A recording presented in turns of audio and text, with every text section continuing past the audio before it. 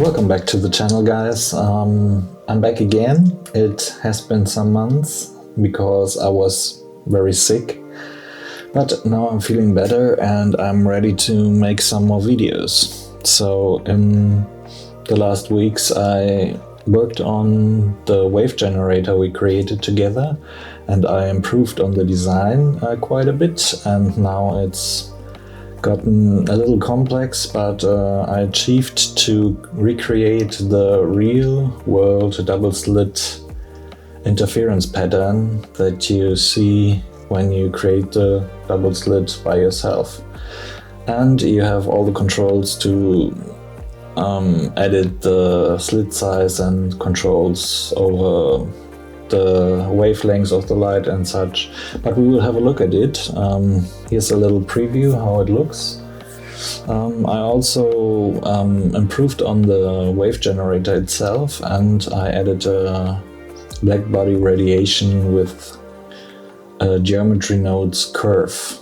I also will leave a download link for you to play around with the file for yourself to have some fun. It's a little too much to make a tutorial about it, but I will explain some features I created. So have fun and follow along.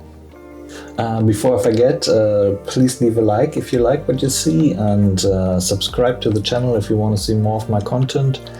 And if you have any suggestions or just want to say hi, leave a comment down below. Let's get it on.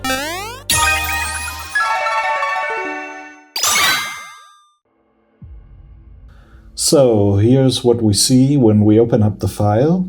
It starts with our beloved wave generator, on which I improved a little bit.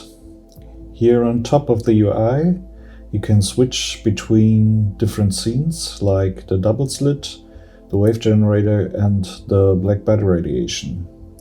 So let's open up the Blackbody Ratiation first. So this is the scene. We can enable the rendered view and disable the UI and jump into the camera. When you click on the Blackbody and open up the modifier tab, you can see there are geometry nodes. The whole graph is created in geometry nodes, so you can turn it on and off, and we can change the numbers of calculations done.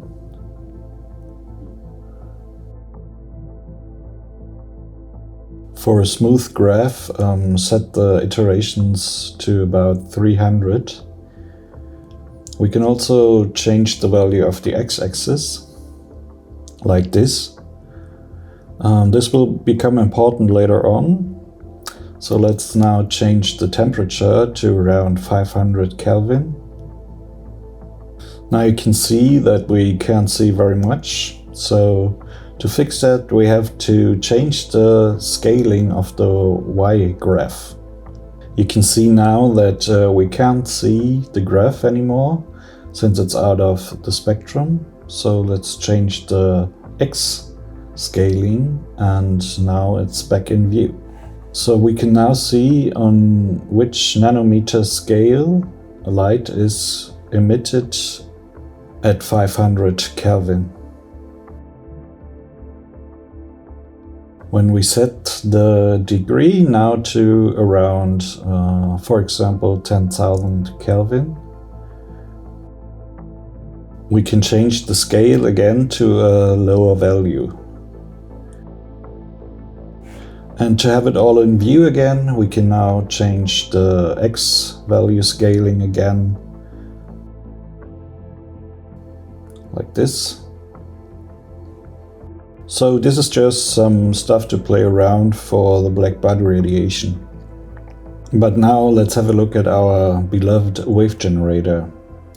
Switch to the shading tab, and there you can see the node group in which we tap in to get to the controls for the wave. When you press play, you can see that the waves start flowing. And I also integrated this time simulation. When you turn it off, All the waves will appear at the same time. When you turn it back on again, the simulation will start from frame 0 on. Like before, you can also, of course, change the animation speed.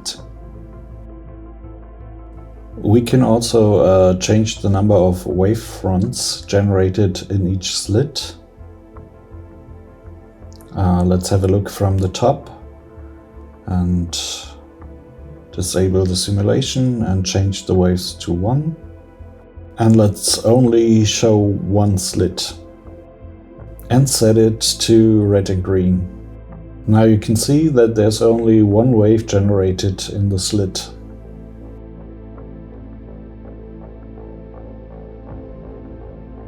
When I set the waves to 2, there are 3 waves generated in each slit. The more waves I activate, the more precise the simulation will get.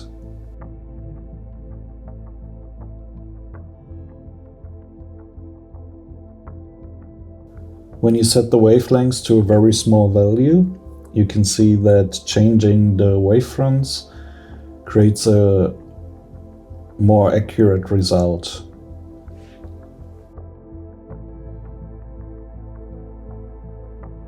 So if you set the wavefronts to around 50 and you keep the wavelengths at a reasonable scale, it all works out fine.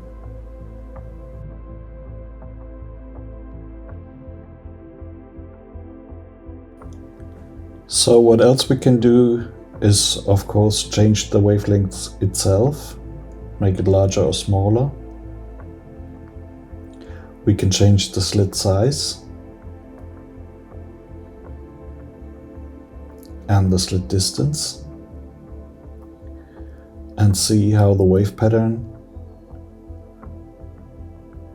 changes on the fly. We can also enable or disable one of the slits, hide the start wave and only look at the waves generated beyond the 2 slits.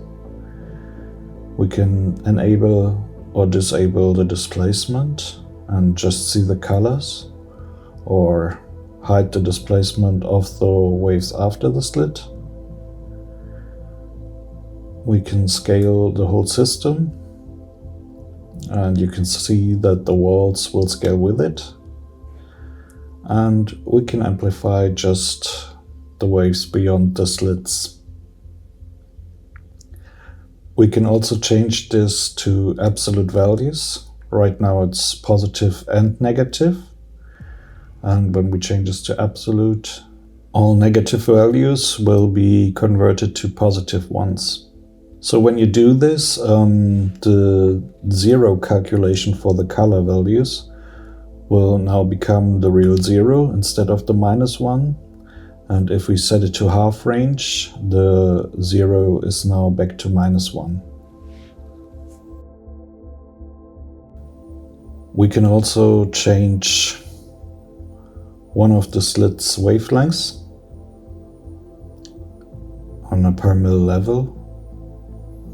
So now you can see what this does to the wave generation. And we can polarize those and change the color to polarized. So now you can see the left waves are green and the right waves red. And you can see the interference between red and green. And it changes when we change the polarization degree.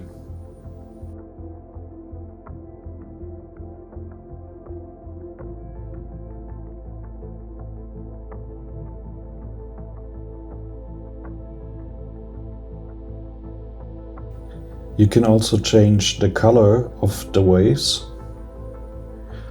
We can set it to black and white or the polarized colors. We can also set a custom color like green and blue. You can set it to red and green or use the Blackbody color spectrum. or just use a kind of heat map. And you can also use UV maps or custom gradients to move texture with it. When we set it to custom gradient plus UV, this part here becomes important, and right now it generates this texture on the waves. And here are 4 different methods of UV mapping. This is now the UV moving method, and it looks like this.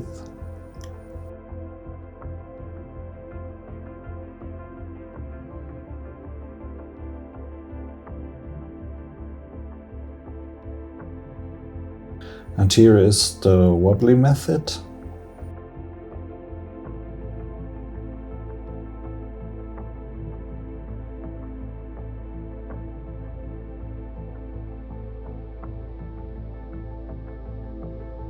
This is the scaling method.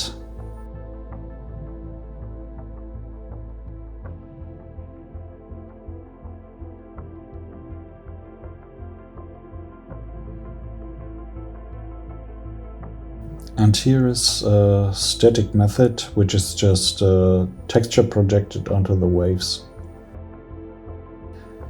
You can also use a different texture, like Voronoi texture, which looks some kind of crazy too.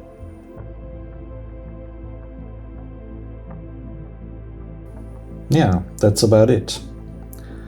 Let's set it back to red and green. And we can also change the range of the colors. Right now the color is mapped from -1 to +1, and the range mapping will change the values accordingly. So you have it very thin or very feathered. You can also visualize the 0 value. Right now it's invisible, so you can check this box and it shows you where the 0 value is. You can also set this to harsh or smooth, change the opacity of the black and the amount of deviation from 0 to fill in with black. You can turn off the base color and turn on emission if you want to use it in the dark or something like that. So that's it for the wave generator, which is pretty cool and fun to play around with. And now we come to the highlight, the double slit itself.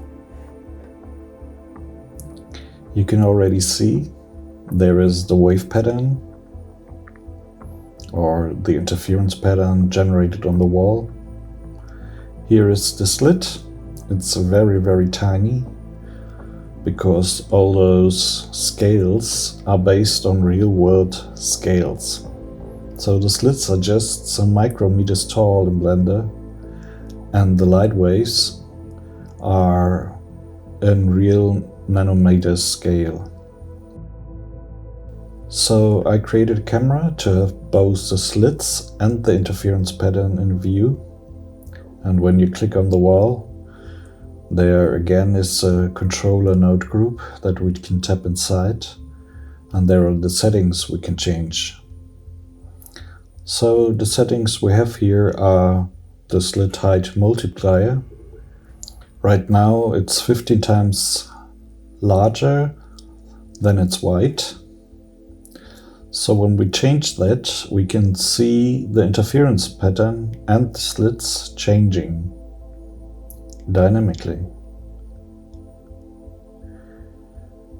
When we reach 1, you can see that we get a cross pattern. So the flatness of the interference pattern is based on the height of the slits. When we hide one of the slits, we can see the interference pattern disappearing, and what is left is just the diffusion pattern. We can also change the roundness of the slits, And we can see what this does to the pattern. It becomes circular. And when we turn back on the second slit, we will see the interference pattern again. It's a horizontal pattern because the slits are horizontally placed next to each other.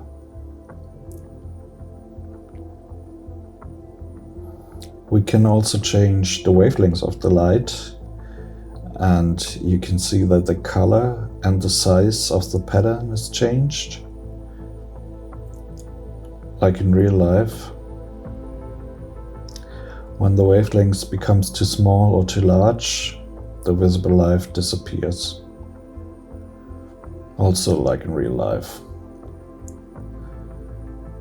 So what we also can do is change the size of the slits. And you can see the correlation between the interference pattern and of course the distance between the slits. You can see that when we change the distance, so if we increase this a lot, the interference pattern seems to disappear. But it just gets so cramped together that it becomes invisible for the eye. And here it's back again. What I also integrated is volumetrics for showing the light path, but those are very processing intensive. So when I enable it, my OBS crashes. So I can't do it right now. But I can enable the wave plane, which is just a 2D projection of the light waves. And this also corresponds to any changes, of course, since it's all procedural. Yeah, that's about it. I left a link for you in the description to download the project files and play around with it for yourself. Yeah, when you like that stuff, I think it's really awesome. So when you like it, leave a like. If you like my videos, subscribe to the channel so you can see what's coming up in the future. And if you have any questions or suggestions, just leave a comment. I'm happy to read and answer all of them. So thanks for watching, guys, and see you next time. So 20 seconds now for the suggestions. Got a new camera setup, hope you like it. Image quality is very good, I think, and also got a new mic. So see you soon, guys and girls.